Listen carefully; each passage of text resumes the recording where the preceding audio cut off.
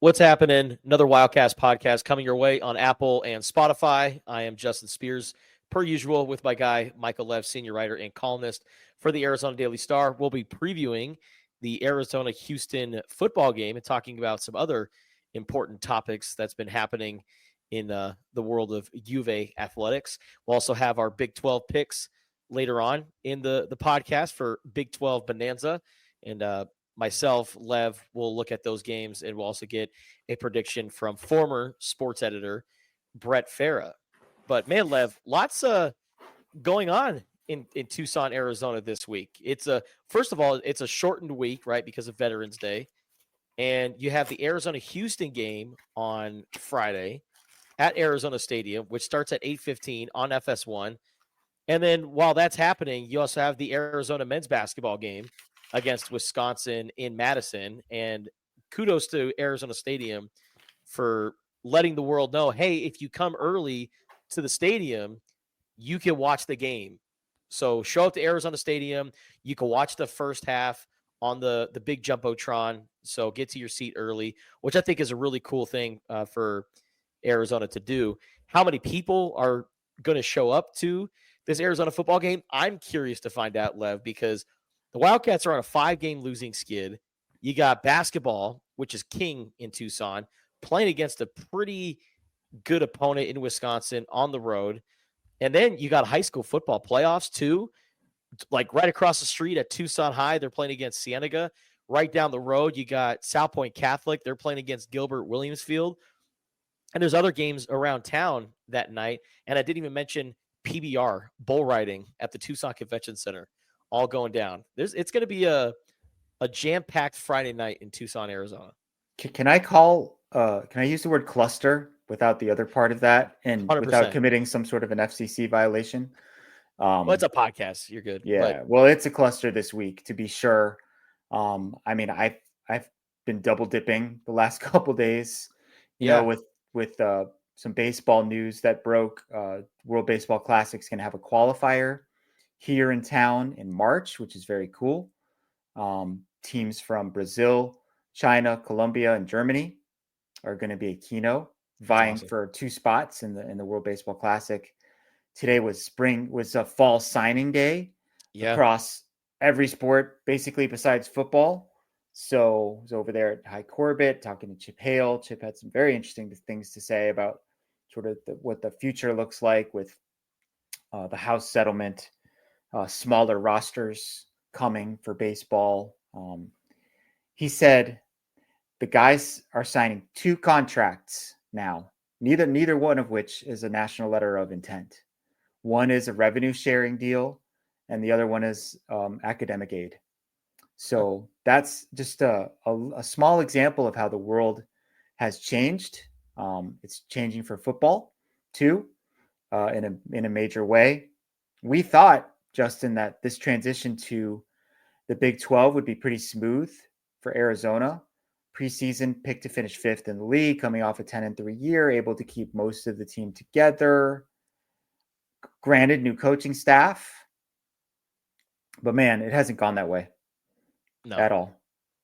And I share your concerns about like what the atmosphere is going to be like Friday night. I know Coach Brennan is kind of excited to see what a Friday night lights game will be, but there's so much other stuff going on.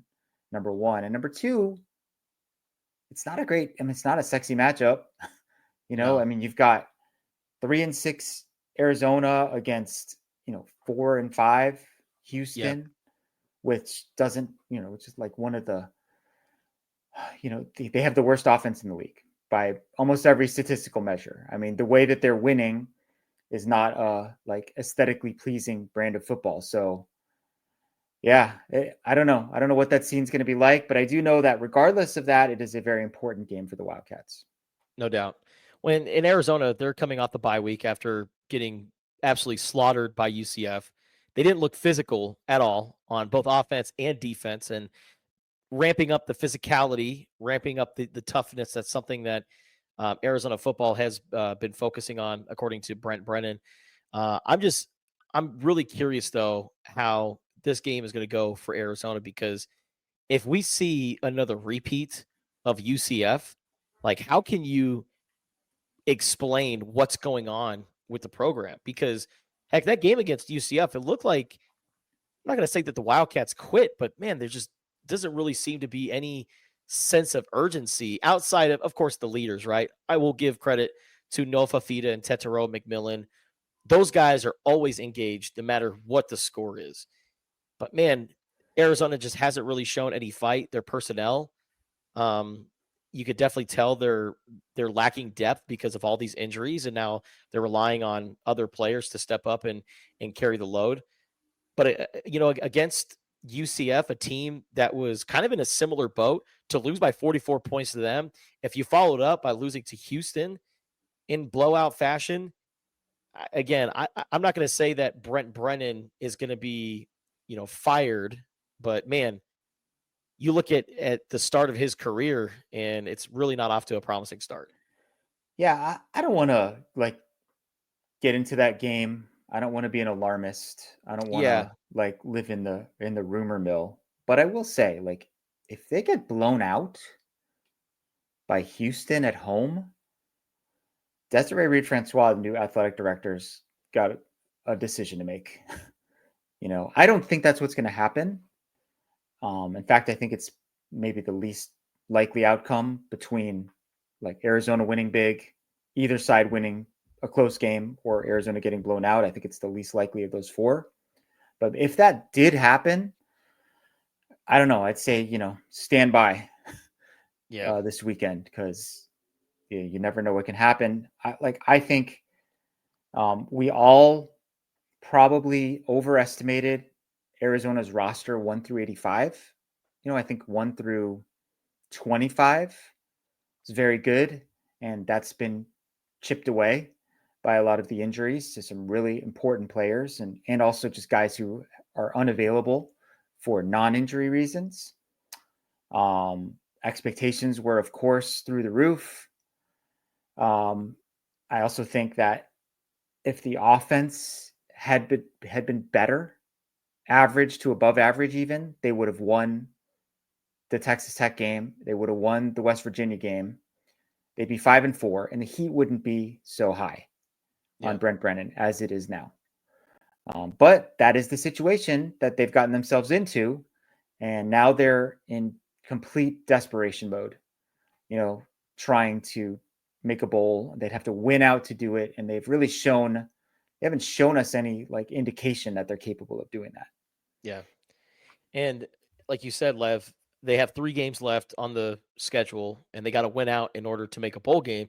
And if they don't beat their upcoming opponent in Houston, what do we start questioning guys like Tetero McMillan as far as playing the rest of the season and then maybe sitting out the rest of the year? Because we've seen T-Mac as a top 5 pick in a lot of mock drafts, and T-Mac has to think about his future. And I know that the receiving record is very important to him, but man, I feel like if Arizona were to lose this game coming up here against Houston, T-Mac would certainly have a big decision to make, because the season's lost, right? Especially if they lose, because they're not going to a bowl game. The Territorial Cup game is their bowl game, but T-Mac would probably have to think about his future and what's best for him. So I don't know. I think you're right, Lev. I think that there's a lot at stake in this game.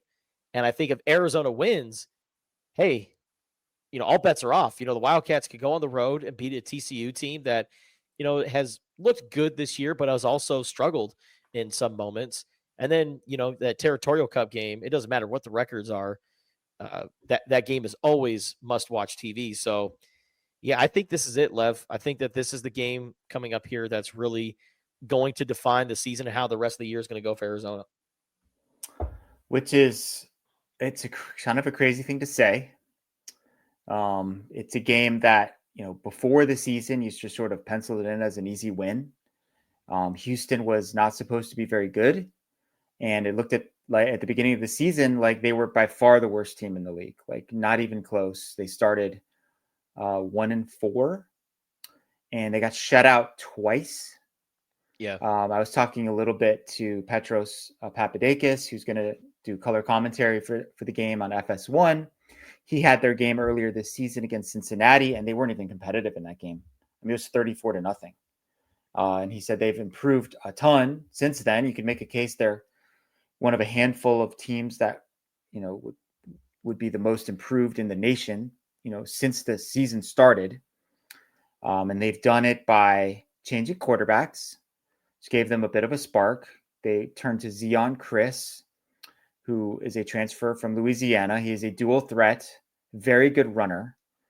I described him as an accurate, low volume passer. I mean, they don't throw the ball that much. They don't throw the ball downfield that much. They're very close to the vest, run the ball, play defense, protect the ball. They've cut their turnovers down by a lot. And, if you execute all of those things, you got a chance to win. And they have managed to pull off some wins. They beat TCU at TCU on a Friday night to start this thing. And then, Zion Chris got hurt in the game against Kansas. They ended up losing that game. He comes back. They beat Utah and Kansas State back to back, 17-14 and 24-19. So, I mean, it's not going to be a shootout in all likelihood. We got two struggling offenses. The big question to me is, is Arizona's defense going to be able to contain a mobile quarterback? Yeah. And I think if they can do that one thing well, they will have a very good chance, because I don't know if Houston has a plan B if Chris is contained. Well, I think and with that, like I said earlier, this is the worst third down offense in the Big 12. And when you have a mobile quarterback like Zion Chris, if you can force him into third and long situations to where his legs may not be as big of a factor as, say, 3rd and 2 or 3rd and 3, then I think Arizona can stop Houston and really carve out a path to victory that way. But easier said than done, because if Zion Chris on 1st and 2nd down uses his legs and keeps Houston ahead of schedule, he's going to beat you in multiple ways. So I wonder what the defensive meeting room has been like the last couple of weeks, because when we met with Dwayne Aquina, who's usually in a really good mood, he's telling stories and kind of happy-go-lucky, he seemed like he was mad the other day, didn't he? But what's crazy is, even whether he's happy or whether he's just pissed off, he always finds a way to bring up Chris McAllister. He does. C-Mac always gets brought up. It's in some way. He does. Yeah. So not only is Houston last in third down percentage, I think they're 130th in the country in that stat. They're last in scoring offense. They're last in total offense, passing offense, and red zone touchdown percentage. So that's a lot that they haven't been good at. Like I said, if they're going to win, it's going to be kind of a defensive game, knockdown, drag out kind of game. Very interested to see how the lines of scrimmage look in this game, because as you alluded to, I mean, Arizona's performance against UCF was pretty embarrassing. They just got trucked at both sides of the line, out physicaled in every form. And you're just not going to win football games that way. And I would like to think that a sense of pride will kick in for this game, and that the technique work that they did over the last 2 weeks and the good on good practicing that Brent Brennan alluded to when we talked to him earlier today will help them in this game. I mean, they really need to show up on the lines. They need to swarm to the ball on defense. When you say population? Yeah, population at the ball. That means a lot of shirts. They're wearing the traditional, very nice blue, white, blue, white combination, I believe, for this game. So you want to see, if you're watching on TV, you want to see a lot of Navy jerseys in the picture whenever Zion Chris or anyone else for Houston is running the ball. Their tackling against UCF was abysmal. It was so bad. I think PFF, they kept adding more missed tackles. And by the time they'd done their final review, I think it was up to 23, which is just really, really terrible. And it was everybody. It was all levels of the defense. They're not going to win if they do that. No. So got to tackle better, got to swarm to the ball. And offense, Justin, it's weird. Noah Fifita's stats have been better the last two games. Even last week, I think he had his highest completion percentage of the season. Yeah. And they scored 12 points. When Noah Fifita's throwing well over 200 yards and has got a 72 completion percentage and no picks, And usually no picks. you're like, hey, how much did Arizona win by? Yeah. And they lost by 44. Yeah, they scored 12 points. That catch, by the way, by T-Mac in the end zone is the most under-discussed, overlooked, amazing one-handed grab that you will tip to himself, one-handed grab, while his arm was being, or like his other arm was basically being pinned by the defensive back the entire time. What a stud. I don't think he's going to opt out, even if they lose against Houston. I think he feels a sense of responsibility to his teammates, guys that he's really close to. And I'm sure he wants to go out with a win over ASU if that's his last game. Absolutely. Which it, very likely will be. That could be the record game too. It could. How many shy is he? Do you know how many yards he's I think he needs 182. Okay. So I mean, heck, he could get that. He could get that in one game on Friday. He could. Yeah. But also, I think we're going to see a couple new faces on offense. Guys who haven't played that much. I think we're going to see a healthier Kean Burnett. I think he's one of those guys. Like Coach Brennan was talking to us after we left the presser today about like the bye is not that helpful for guys who are out for the season. Like it doesn't matter with Manu and Maldonado and Stukes and Tapatotai. But someone like Kean Burnett, who's had this kind of groin thing or something of that nature that's slowed him down, it could really be helpful for him. And he was really emerging as a big weapon. He's just not been able to stay healthy. I'd like to see more Kedrick Reesino, too, out of the backfield. I think he just has the most upside of anyone in that room. So I don't know. People are like kind of checked out. Not super into this game, but I'm very intrigued by what we're going to see. And this could be a big game, too, because we saw Isaiah Johnson come back last week. He's one of those 300-pounders who suffered a weird pre-game warm-up injury with his leg, I think leading up to the Colorado game. Super fluke thing that sidelined him for a couple of games. He's back and rocking the uniform, and he's active. And Chuba Mai, interesting case for him. He's played in 3 games, but maybe he could medically redshirt. So do they keep him? It's not a medical redshirt. It's just a redshirt. Or just a redshirt. Yeah. Yeah. So which game does he play in? Right. So yeah, because you got one more. I'll tell you what I would do. I would say ASU because they're a power running team. Scattaboo with Cameron Scattaboo. So you want your big beef in there for that game. I think Raymelo Murphy might also be able to redshirt. Yes. Who's kind of had a lost season because of an ankle injury. We thought he'd be a guy, and he really hasn't been a factor.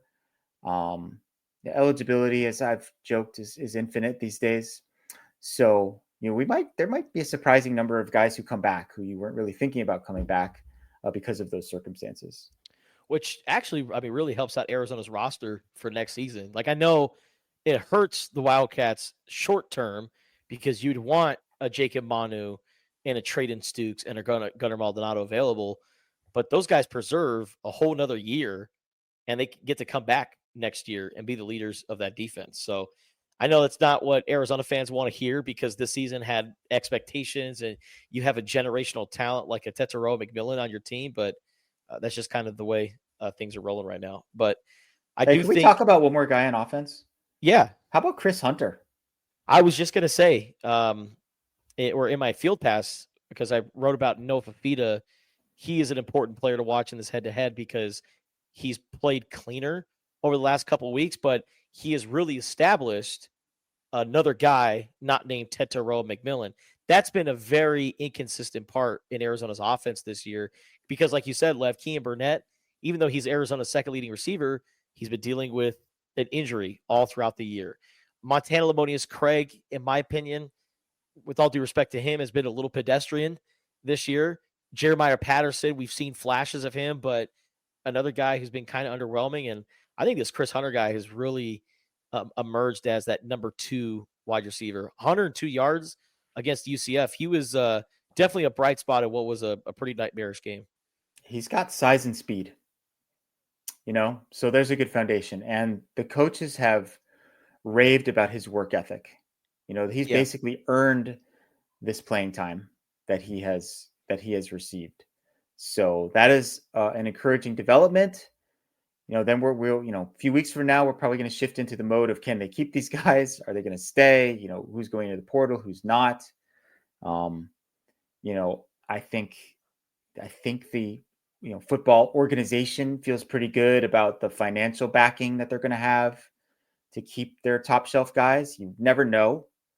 Someone might get a huge offer from somewhere else, or they just wanted to try a different program.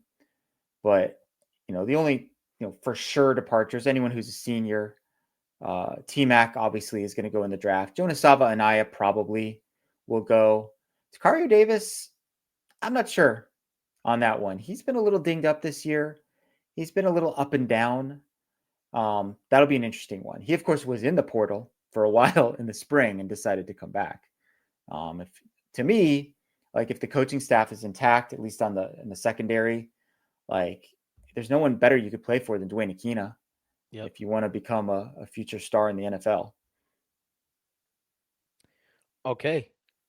Before we talk more Arizona Houston, let's dive into some other Big 12 games with Big 12 Bonanza.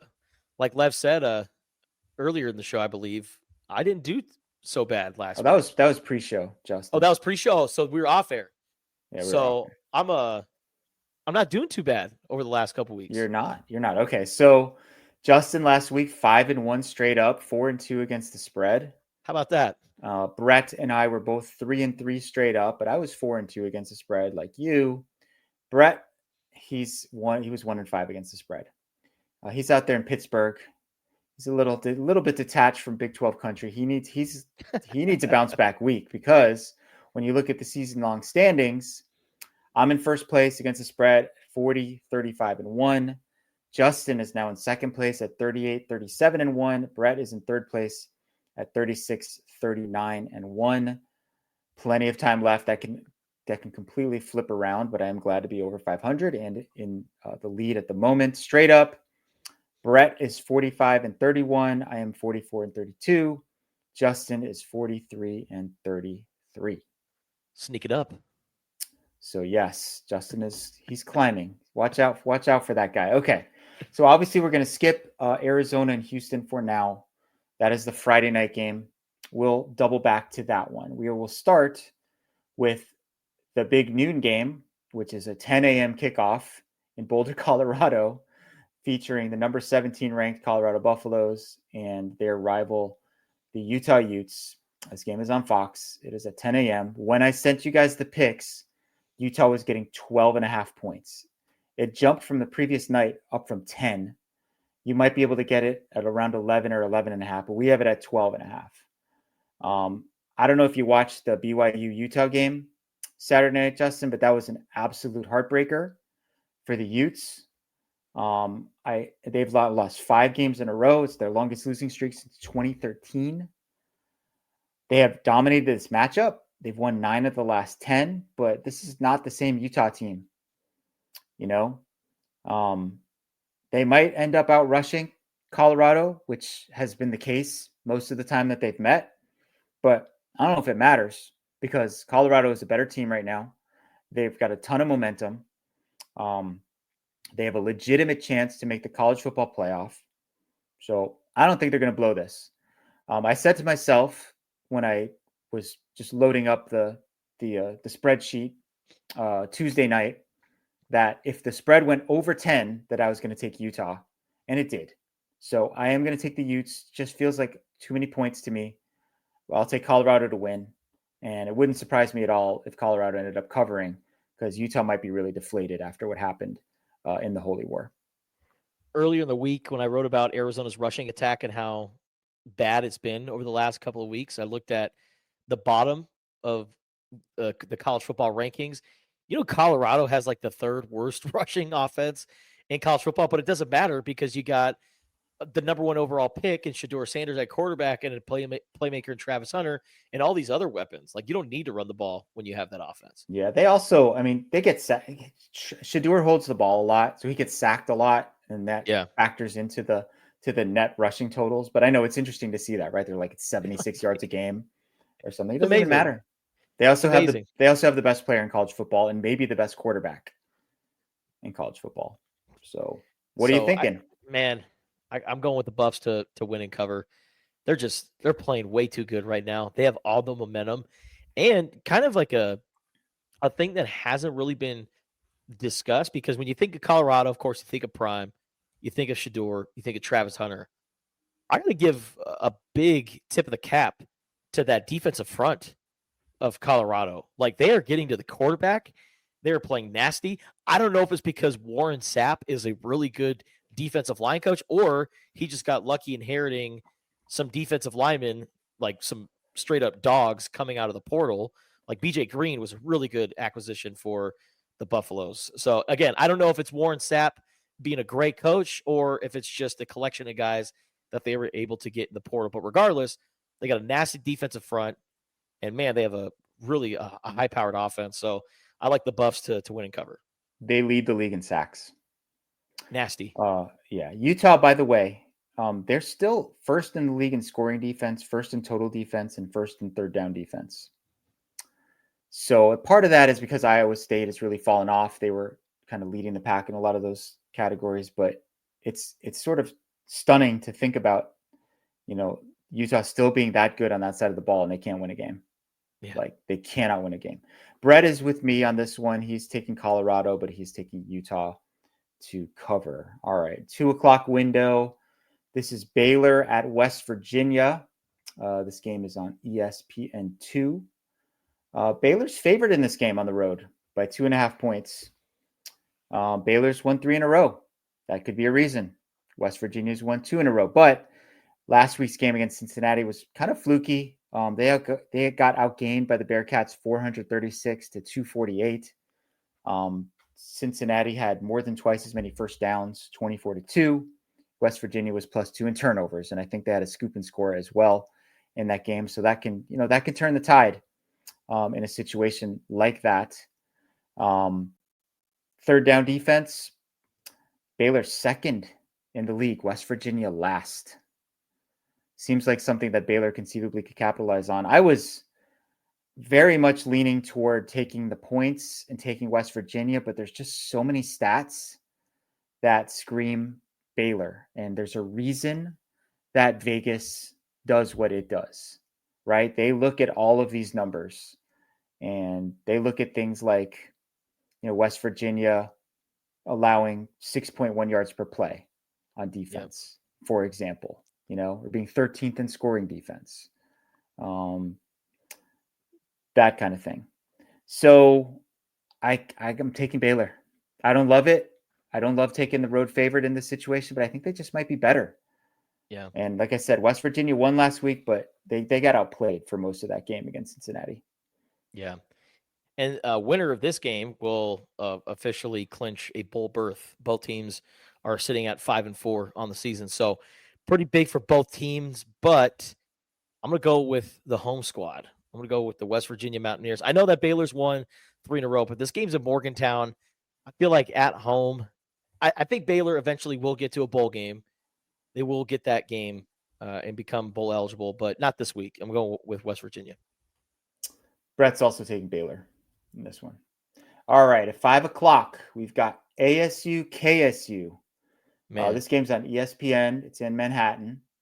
The other Wildcats are still ranked at number 16. Arizona State is not. I did vote for Arizona State in my top 25 this last week. Both teams are 7-2 and 4-2 in the league. It's been a great story for Arizona State, what Kenny Dillingham has been able to do.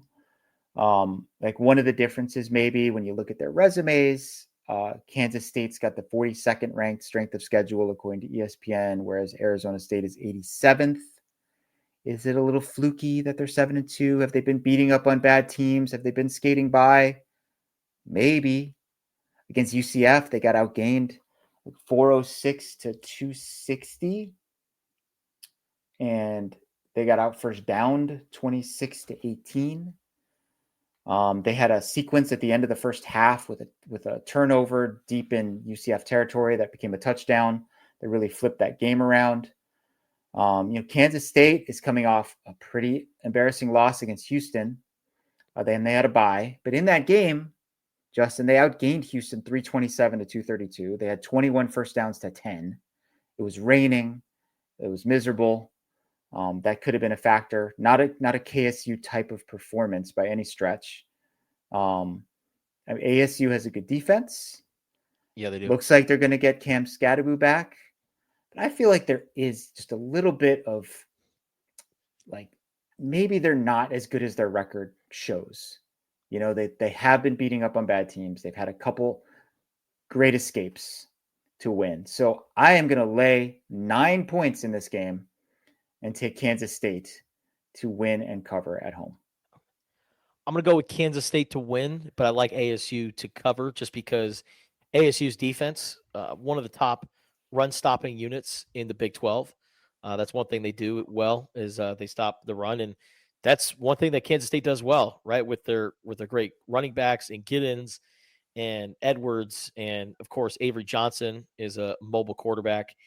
If he can take care of the football, then I think Kansas State is going to be just fine. Because that game against Houston, he threw an interception super late with I think just under 3 minutes left or something like that. So I think that Avery Johnson needs to protect the football. If he does, then Kansas State will be just fine. But I think ASU with Cam Scadaboo back, they'll keep it close. Brett is with you on this one. He is taking Kansas State to win, but Arizona State to cover. All right, 6 o'clock, Cincinnati at Iowa State. This game is on Big Fox. When I sent it out to you guys, Cincinnati was getting 10 points in this game, despite, as I mentioned earlier, playing pretty well against West Virginia, but just not coming out on top. So I was at the Kansas Iowa State football game very briefly, Justin. Went out to Lawrence last week with a friend of mine. That story should be up, I think, on Friday on our website. The main purpose of our visit was to go to the North Carolina-Kansas basketball game, which we did, and it was absolutely awesome. First time ever at Allen Fieldhouse. Amazing experience. Our flight was like around 5 o'clock or so on Saturday. The football game was at Arrowhead, so we were flying out of the Kansas City airport, and it was a 2:30 kickoff. So we were able to go for pregame, check out Arrowhead, which I had never gone to as a fan, and we basically had to leave after the first possession in order to go to the airport. After we left, Kansas absolutely went off on the Iowa State defense. One of the best defenses in the league got obliterated. 532 total yards, 237 rushing yards, 7 for 13 third downs. The previous high that they allowed was 416 yards. So, and this is the second game in a row where Iowa State really struggled in a lot of ways. I feel like either they're a little bit broken or teams have figured them out a little bit. Cincinnati, they have a very good quarterback and Brennan Sorsby, not as dynamic as Jalen Daniels, but they do have a really good running back in Corey Kiner, who's got 783 yards. He's averaging 5.3 yards per carry. I think that is a way that you can attack Iowa State. I think the Cyclones will win this game, but 10 points is too much for me. So I take ISU to win the game, but Cincinnati to beat the spread. Man, I don't know. I thought Iowa State was potentially the best team in the Big 12. Now I feel confident saying that the top two teams right now, I'll still put Kansas State in that conversation. I'll put them a little bit above Colorado.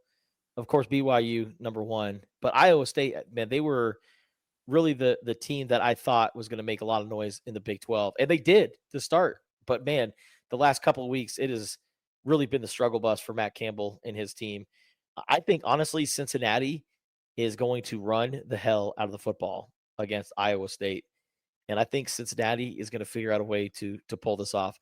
I think they've now lost 2 in a row, right? Iowa State? Yeah. You say 3. Make it 3 with Cincy. Okay. Look at you. Brett's taking Iowa State to win and cover.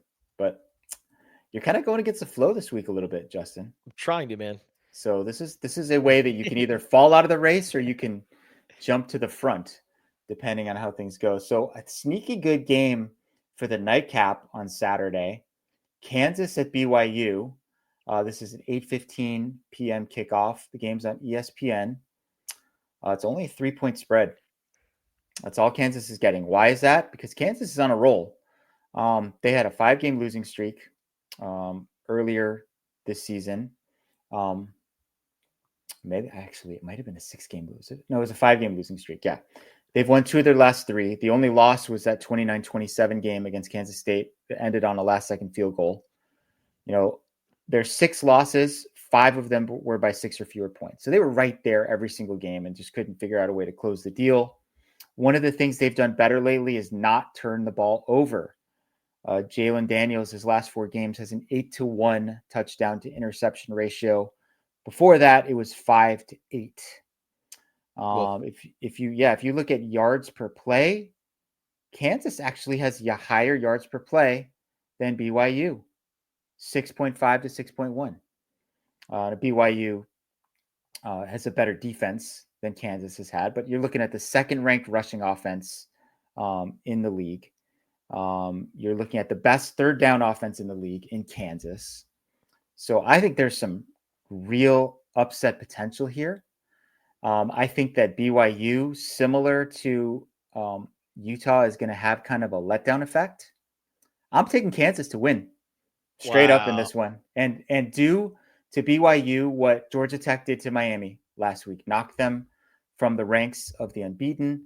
This would be about the worst thing that could happen to the Big 12 because the only chance I think the Big 12 has to get 2 teams into the college football playoff is for BYU to win out and for Colorado to win out, and then Colorado beats BYU in the Big 12 championship game. That, to me, is the only way that they're going to get 2 teams in. Otherwise, you're probably looking at it being a 1-bid league, and Kansas beating BYU would send us down that path. That's the path I'm taking. Man, I hate the way that this is getting set up right now for the Big 12, right? Because with the Big 12 adding these teams from the Pac-12 and becoming a 16-team league, sitting at the Power 4 table, you felt like it was always going to be equal. And that has not been the case. Now we're talking about potentially 3-loss SEC teams getting into the college football playoff. Like, I just hate that the narrative is already starting for the Big 12 kind of on the outside looking in, having to overlook all of these 2 to 3-loss SEC and Big 10 teams. I hear you, man.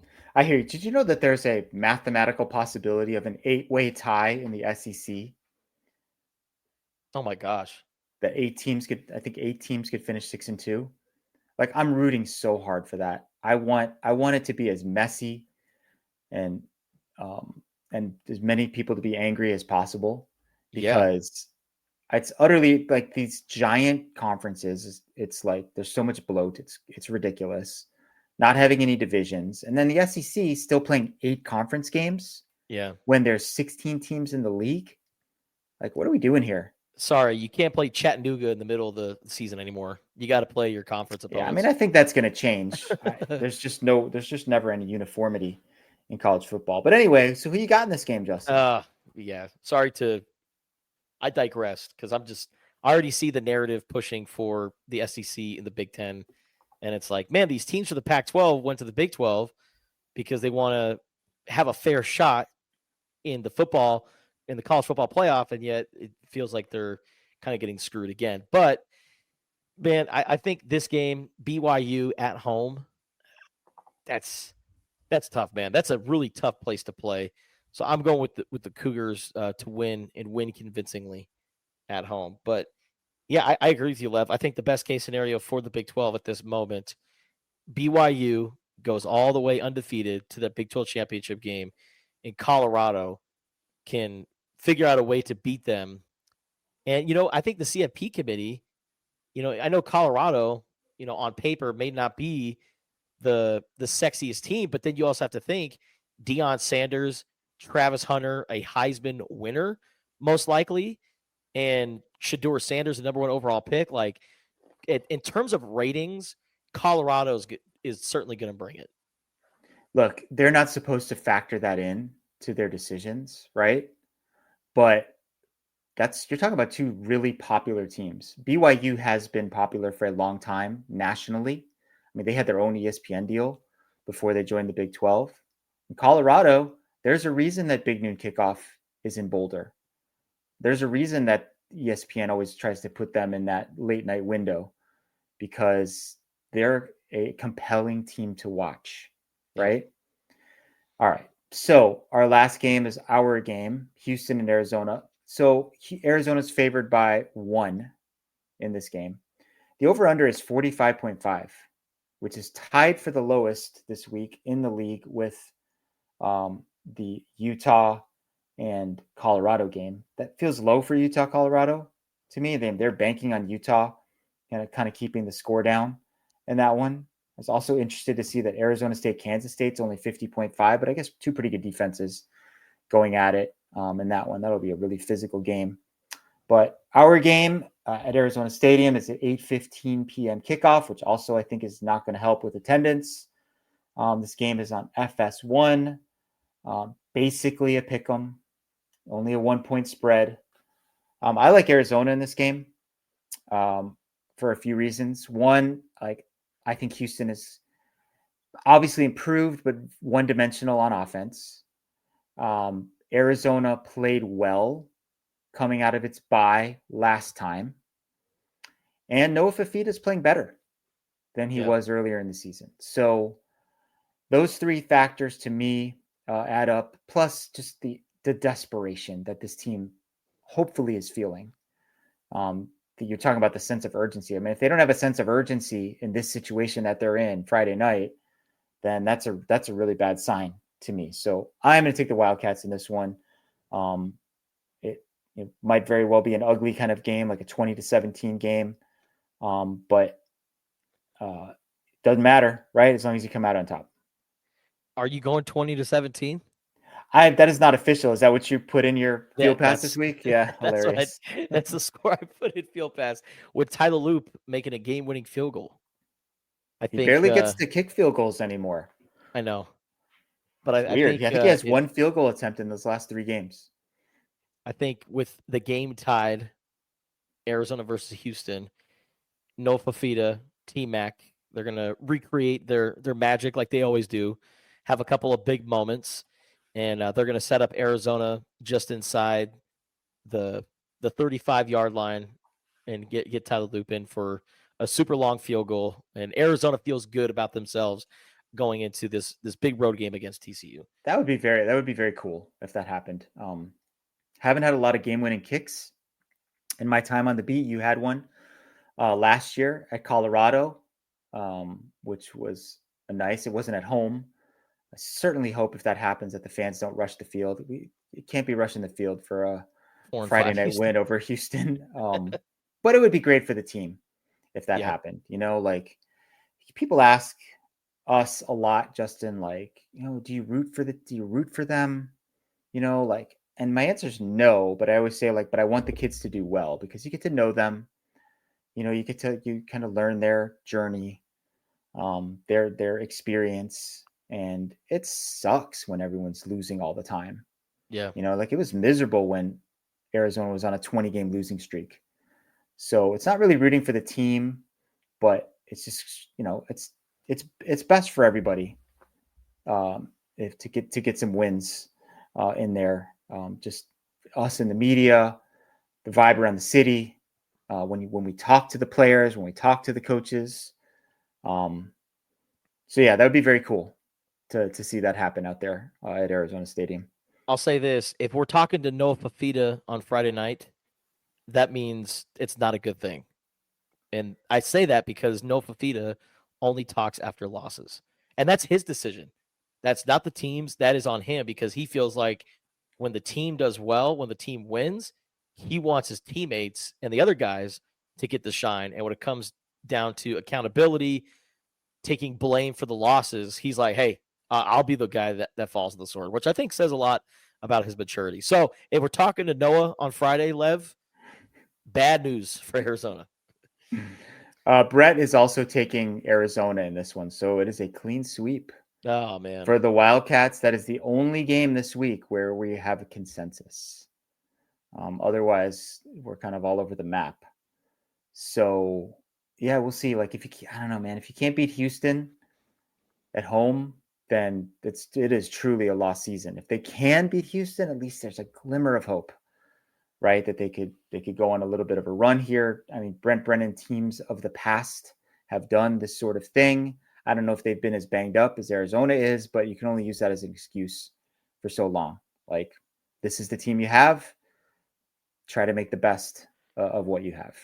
We'll also keep the good vibes for the future Wildcats too. Mm-hmm. The 2025 recruiting class, we just saw a decommit earlier on Wednesday, Terry Shelton, 4-star receiver out of Dallas. I was like, that's a guy that Arizona has to keep. This guy's a freaking stud. And now he's opening up his recruitment to look at other schools. So you have to figure out a way to keep this class intact. This stuff matters, not just for the short term, but the long term. No doubt. All right, so Arizona versus Houston, Friday night, 8:15 kickoff time. And if you're thinking about going out to the game, make sure you get there about an hour early because Arizona Stadium is going to show the Arizona-Wisconsin men's basketball game, which is going to be an awesome matchup. I can't wait for that game. Bruce Pascoe will have all the coverage on that game, plus PJ Brown will have coverage of Arizona women's basketball. Lev has some pretty cool baseball stories already up right now. The World Baseball Classic qualifiers coming to Tucson, plus Arizona signing a handful of baseball players. And then Lev will also have Levitt on the field, right? You already have your cat stats. Man, busy week for Michael Lev and everyone at the Arizona Daily Star. And Lev that's how we like it. It's good, though, right? Busy is good. But Lev will also have his 5 takeaways after the game. Check that out. And also his report card. And I'll have the full recap and also my Arizona aftermath story. So regardless of what's happening in the world of Arizona football and the struggles, the coverage will always remain consistent. All right, that'll do it for this episode of the Wildcast podcast. We appreciate you guys for listening and watching. Check us out on Tucson.com and also Apple and Spotify.